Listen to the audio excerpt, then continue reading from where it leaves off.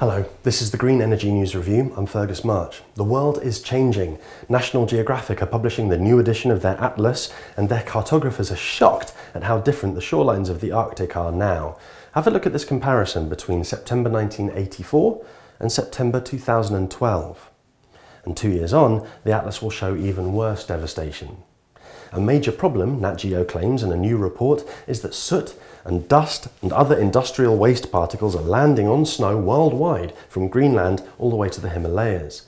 These impurities obviously darken the snow, allowing it to absorb more heat and therefore melt more quickly, an irrefutable example of man-made climate change.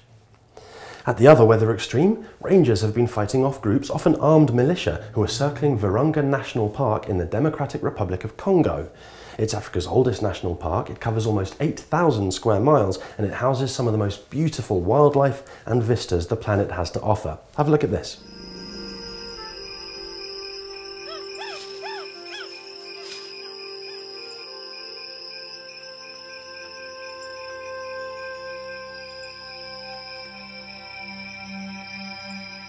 So why would anyone want to ruin this lush habitat? Surprise, surprise, there's a bunch of oil reserves under the park which could be exploited by various DRC groups for millions of dollars.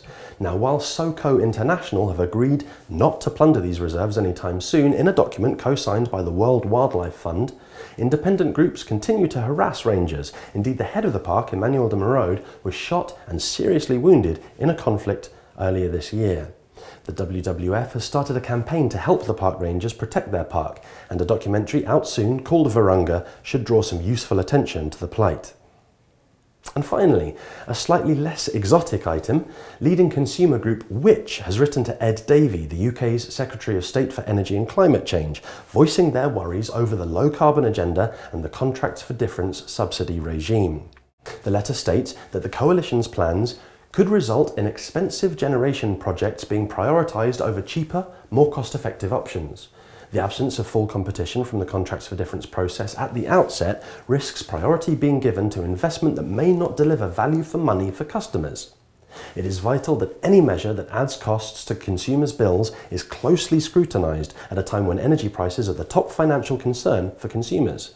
Whilst there has been a lot of welcome attention given to tackling the immediate cost of energy bills, Which believes that more attention needs to be done to address energy costs in the long term. Now, this comes the day after the UK energy regulator Ofgem criticised the big six energy companies for not passing on wholesale price reductions to retail consumers. However, the Department of Energy and Climate Change insist that CFDs provide the most efficient long-term support for low-carbon generation by removing exposure to volatile prices. Now, if this were true, however, the subsidies would pit like technologies into competition with each other, as opposed to pitching SMEs against each other.